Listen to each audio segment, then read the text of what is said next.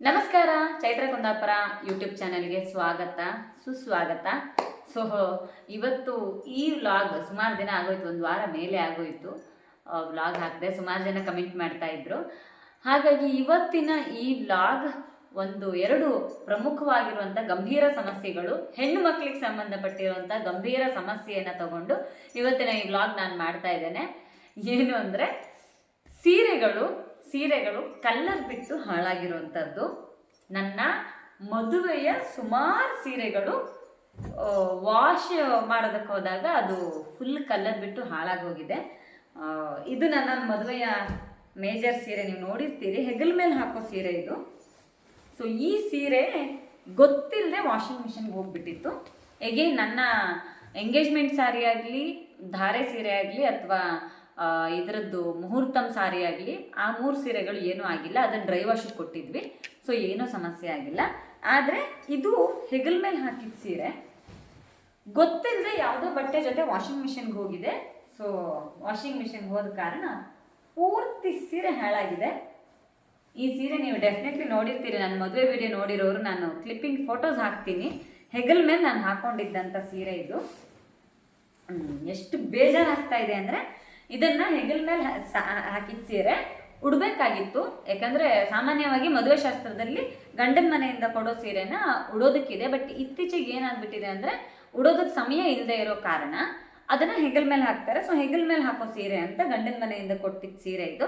ನಾನೇನು ಮಾಡಿದೆ, ರೀಸೆಂಟಾಗಿ ಮದುವೆ ಆದ ತಕ್ಷಣಕ್ಕೆ ಮನೆಯಲ್ಲಿ ಒಂದು ದುರ್ಗಾ ಹೋಮ ನಡೀತು. ನೀವು ನೋಡಿರ್ತೀರಿ ಅದರ ವಿಡಿಯೋನ ವ್ಲಾಗ್ ಮಾಡಿದ್ದೆ ಅದರದ್ದು. ಸೊ ಆ ವಿಡಿಯೋದಲ್ಲಿ ನಾನು ಇದೇ ಸೀರೆ ಉಟ್ಕೊಂಡಿದ್ದೆ. ಸುಮಾರು ಜನ ನನ್ನ ಹತ್ರ ಕೇಳಿದರು, ಸಾರಿ ತುಂಬ ಚೆನ್ನಾಗಿದೆ, ಎಲ್ಲಿ ತಗೊಂಡ್ರೆ ಅಂತ ಕಮೆಂಟ್ ಮಾಡಿದರು.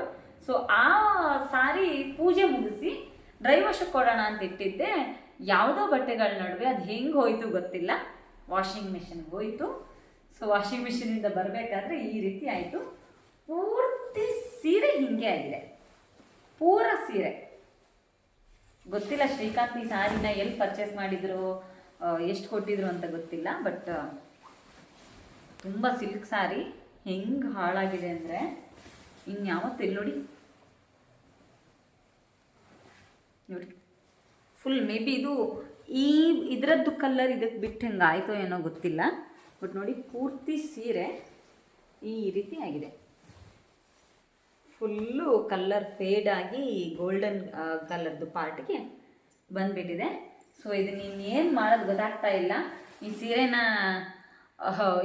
ಇಟ್ಕೊಳ್ಳೇಬೇಕು, ಬಿಕಾಸ್ ಮದುವೆ ಸೀರೆ ಆಗಿರೋ ಕಾರಣಕ್ಕೆ. ಇದು ಮಾತ್ರ ಅಲ್ಲ, ಇನ್ನೊಂದು ಎಡವಟ್ಟು ಏನಾಯಿತು ಅಂದರೆ, ನನ್ನ ಬಳೆ ಶಾಸ್ತ್ರ ಸೀರೆ ನೀವು ನೋಡಿರ್ತೀರಿ.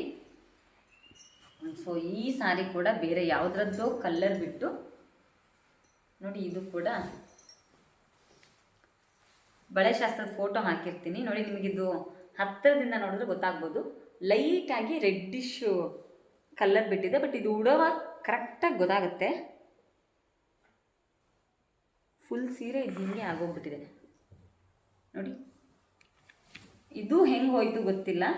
ಸೊ ನಾನು ಸ್ವಲ್ಪ ಜಾಗ್ರತೆ ಮಾಡಬೇಕಾಗಿತ್ತು. ನನ್ನದೇ ಬೇಜವಾಬ್ದಾರಿತನದಿಂದ ಆಗಿದ್ದಿದ್ದು. ಇದು ಬಳೆ ಶಾಸ್ತ್ರದ ಸೀರೆ ಹಿಂಗಾಯಿತು.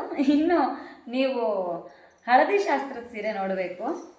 ಇದೂ ನನ್ನ ಎಂಥ ಪರಿಸ್ಥಿತಿಗೆ ಬಂದ್ಬಿಡ್ತು ಅಂದರೆ, ನನ್ನ ಮದುವೆಯ 3 ಮೇಜರ್ ಸೀರೆಗಳು ನೋಡಿ ಬೇರೆ ಯಾವುದ್ರದ್ದು ಕಲರ್ ಬಿಟ್ಬಿಟ್ಟಿದೆ. ಅದು ಹೆಂಗೆ ಹೋಗಿದೆ ಗೊತ್ತಿಲ್ಲ. ಇದು ವಾಶ್ಗೆ ಹೋದಾಗ ಹೋಗಿದೆಯಾ ಏನಂತ ಗೊತ್ತಿಲ್ಲ. ಯಾಕೆಂದರೆ ನನ್ನ ಸಿಲ್ಕ್ ಸಾರಿ, ಇದು ಪ್ಯೂರ್ ಸಿಲ್ಕು, ಹಳದಿ ಬಣ್ಣದ ಸಾರಿ. ನಾನು ಹಳದಿ ಶಾಸ್ತ್ರಕ್ಕೆ ಉಟ್ಟಿದ್ದೆ, ಅದರದ್ದು ನಾನು ಫೋಟೋಸ್ ಹಾಕ್ತೀನಿ. ಸೊ ಅದಕ್ಕೆ ಈ ಬ್ಲ್ಯಾಕ್ ಕಲರ್ ಮಾರ್ಕ್ಸ್ ಬಿದ್ದುಬಿಟ್ಟಿದೆ. ಹೆಂಗೆ ಬಿತ್ತು, ಎಲ್ಲಿಂದ ಬಿತ್ತು ಒಂದು ಗೊತ್ತಿಲ್ಲ. ನೋಡಿ ಇಲ್ಲಿ ಫುಲ್ ಕ್ಲೀನಾಗಿ ಗೊತ್ತಾಗುತ್ತೆ ನೋಡಿ.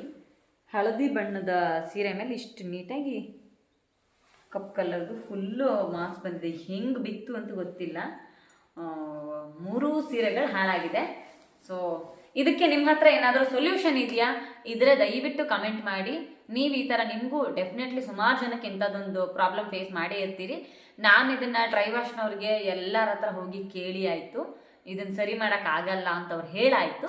ಹಾಗಾಗಿ ಸೊ ಇದಕ್ಕೆ ನಿಮ್ಮ ಹತ್ರ ಏನಾದರೂ ಸೊಲ್ಯೂಷನ್ ಇದ್ದರೆ ದಯವಿಟ್ಟು ಕಮೆಂಟ್ ಮಾಡಿ. ಸೊ ಬೇರೆ ಏನಾದರೂ ಮಾಡೋದಕ್ಕೆ ಸಾಧ್ಯನಂತೆ. ಯಾಕಂದರೆ ಅದು 3 ಮದುವೆ ಸೀರೆಗಳಾಗಿರೋ ಕಾರಣಕ್ಕೆ ನಾನು ಅದನ್ನು ಉಪಯೋಗಿಸ್ತೇನೋ ಇಲ್ವೋ, ಬಟ್ ಅದನ್ನ ಇಟ್ಕೊಳ್ಳೇಬೇಕು. ಬಟ್ ಹಿಂಗಂತೂ ಇಟ್ಕೊಳ್ಳೋಕ್ಕಾಗಲ್ಲ, ಅದಕ್ಕೋಸ್ಕರ ಇದು ಮೊದಲನೇ ಪ್ರಾಬ್ಲಮ್. ಈಗ ಇನ್ನೊಂದು ಮೇಜರ್ ಪ್ರಾಬ್ಲಮ್ ಏನು ಅಂತಂದರೆ ಹೇರ್ ಫಾಲ್. ಯಾವ ಲೆವೆಲ್ಗೆ ಹೇರ್ ಫಾಲ್ ಆಗ್ತಾಯಿದೆ ಅಂದರೆ ನಾನು ನಿಮಗೆ ತೋರಿಸ್ತೀನಿ. ನನ್ನ ಮುಂಚಿನ ಕೂದಲು ನೀವು ನೋಡಿರ್ತೀರಿ. ಸೊ ಇದು ನನ್ನ ಕೂದಲಿನ ಇದು. ನಾನು ನಿಮಗೆ ವೈಟ್ ಬಟ್ಟೆ ಹಾಕ್ಕೊಂಡು ತೋರಿಸ್ತೀನಿ ನೋಡಿ. ನೋಡಿ, ಈ ಲೆವೆಲ್ಗೆ ಜಸ್ಟ್ ಬಾಚಿದ್ರೆ ಸಾಕು, ಈ ಲೆವೆಲ್ಗೆ ಕೂದಲುಗಳು ಉದುರುತ್ತೆ. ಕನ್ನಡಿ ಮುಂದೆ ನಿಂತ್ಕೊಂಡ್ರೆ ಯಾವ ಲೆವೆಲ್ಗೆ ಉದುರುತ್ತೆ ಅಂದರೆ ನೀವು ನಂಬಲ್ಲ. ನೋಡಿ, ಈ ಲೆವೆಲ್ಗೆ ಈಗ ಜಸ್ಟ್ ನಾನು ಬಾಚ್ಕೊಂಡ್ಬಂದಿದ್ದೀನಿ, ಸ್ಟಿಲ್ ಇಷ್ಟೊಂದು ಉದುರ್ತಾ ಇದೆ. ಸೊ ನಾನು ಕ್ಲಿಪ್ಪಿಂಗ್ ಕೂಡ ಹಾಕ್ತೀನಿ ನೋಡಿ. ನಾನು ಮಿರರ್ ಮುಂದೆ ನಿಂತ್ಕೊಂಡು ತಲೆ ಬಚ್ಕೊಳ್ಳೋಕೆ ಶುರು ಮಾಡಿದ್ರೆ ಸಿಕ್ಕಾಪಟ್ಟೆ ಕೂದಲುಗಳು ಉದುರ್ಬಿಡುತ್ತೆ. ಸೊ ಈ ಕೂದಲು ಉದುರೋದಕ್ಕೆ ಏನು ಸೊಲ್ಯೂಷನ್ ನನಗಂತೂ ಗೊತ್ತಿಲ್ಲ. ಸಾಮಾನ್ಯವಾಗಿ ಆರೋಗ್ಯಯುತ ಮನುಷ್ಯನ ದೇಹದಿಂದ ಸುಮಾರು ಒಂದು 200 ಕೂದಲು ದಿನಕ್ಕೆ ಉದುರುತ್ತೆ ಅಂತೆಲ್ಲ ಕೇಳಿದ್ದೀನಿ ನಾನು. ಬಟ್ ಇದಕ್ಕೆ ಸೊಲ್ಯೂಷನ್ ಏನು ಮಾಡಬೇಕು ಗೊತ್ತಿಲ್ಲ. ಸುಮಾರು ಜನ ನನ್ನ ಹತ್ರ ಹೇರ್ ಕೇರ್ ರೂಟೀನ್ ಹಾಕಿ ಅಂತೆಲ್ಲ ಕೇಳ್ತಿದ್ರು. ಬಟ್ ನಾನು ಹಾಕಿಲ್ಲ, ಯಾಕಂದರೆ ನನ್ನದೇ ಹೇರ್ ಸಮಸ್ಯೆ ಪರಿಹಾರ ಆಗ್ತಾಯಿಲ್ಲ. ಅದಕ್ಕೋಸ್ಕರ ಇದು ಪ್ರತಿ ಸಲ ಬಾಚಿದಾಗ ಇಷ್ಟೊಂದು ಕೂದಲು ಉದುರುತ್ತೆ ನನಗೆ. ಸೊ ನಿಮ್ಗೆ ಯಾರಿಗಾದರೂ ಕೂದಲು ಉದುರೋದಕ್ಕೆ ಏನಾದರೂ ಸೊಲ್ಯೂಷನ್ ಗೊತ್ತಿದ್ದರೆ ದಯವಿಟ್ಟು ತಿಳಿಸಿ. ಬಿಕಾಸ್ ಇದು ನಾನು ಯಾವುದೇ ಈಗ ಮೇಕವರ್ಸ್ಗಳು ಕೂಡ ತೊಗೋತಾ ಇಲ್ಲ. Because of hair fall. ಮೇಕವರ್ಗೆ ಹೋದಾಗಿಲ್ಲ ಒಂದಷ್ಟು ಹೇರ್ ಫಾಲ್ ಆಗುತ್ತೆ ಅನ್ನೋ ಕಾರಣಕ್ಕೆ ತೊಗೊಂಡಿಲ್ಲ ನಾನು. ಆದರೂ ಇಷ್ಟು ಹೇರ್ ಫಾಲ್ ಆಗ್ತಾಯಿದೆ, ಏನು ಕಾರಣ ಇರ್ಬೋದು ಗೊತ್ತಿಲ್ಲ. ಸೊ ನಿಮ್ಗೇನಾದರೂ ಗೊತ್ತಿದ್ದರೆ ಡೆಫಿನೆಟ್ಲಿ ತಿಳಿಸಿ. ಅಮ್ಮ ಒಂದು ಸೊಲ್ಯೂಷನ್ ಹೇಳಿದ್ದಾರೆ ನನಗೆ, ಈ ಮೆಂತೆ ಮುದ್ದೆ ಅಂತ ಹೇಳ್ತಾರಲ್ಲ, ಸೊ ಅದನ್ನು ಮಾಡಿ ಡೈಲಿ ತಿಂದರೆ ಹೇರ್ ಫಾಲ್ ಕಂಟ್ರೋಲ್ ಆಗುತ್ತೆ ಅಂತ ಹೇಳಿದ್ದಾರೆ.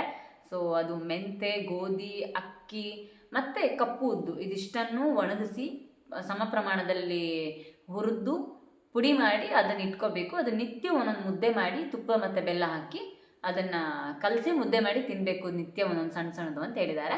ಸೊ ಅದನ್ನು ಟ್ರೈ ಮಾಡಬೇಕು ಅಂದ್ಕೊಂಡಿದ್ದೀನಿ. ವರ್ಕ್ ಆಗುತ್ತಾ ಇಲ್ವಾ ಖಂಡಿತ ಗೊತ್ತಿಲ್ಲ.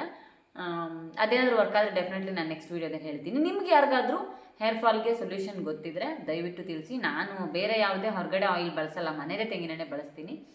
ಆದರೂ ಹೀಗಾಗ್ತಿದೆ. ಸೊ ಇದು ಈ ಎರಡನೇ ಭಾಳ ದೊಡ್ಡ ಪ್ರಾಬ್ಲಮ್. ಇದಕ್ಕೂ ನಿಮ್ಗೆ ಏನಾದರೂ ಸೊಲ್ಯೂಷನ್ ಗೊತ್ತಿದ್ದರೆ ದಯವಿಟ್ಟು ಕಮೆಂಟ್ ಮಾಡಿ. ಇವತ್ತು 2 ಮೇಜರ್ ಪ್ರಾಬ್ಲಮ್ಗಳಿಗೆ ಸಂಬಂಧಪಟ್ಟಾಗಿ ಮಾಡಿರೋಂಥ ವಿಡಿಯೋ. ಸೊ ನೆಕ್ಸ್ಟ್ ವ್ಲಾಗಲ್ಲಿ ಒಂದು ಸ್ಪೆಷಲ್ ಆಗಿರೋಂಥ ರೆಸಿಪಿ, ನೀವೆಲ್ಲರೂ ಭಾಳ ಕಡಿಮೆ ಕೇಳಿರೋಂಥ ಒಂದು ತರಕಾರಿ ರೆಸಿಪಿ ಜೊತೆ ಮತ್ತೆ ನೆಕ್ಸ್ಟ್ ವ್ಲಾಗಲ್ಲಿ ಬರ್ತೀನಿ. ನಮಸ್ಕಾರ.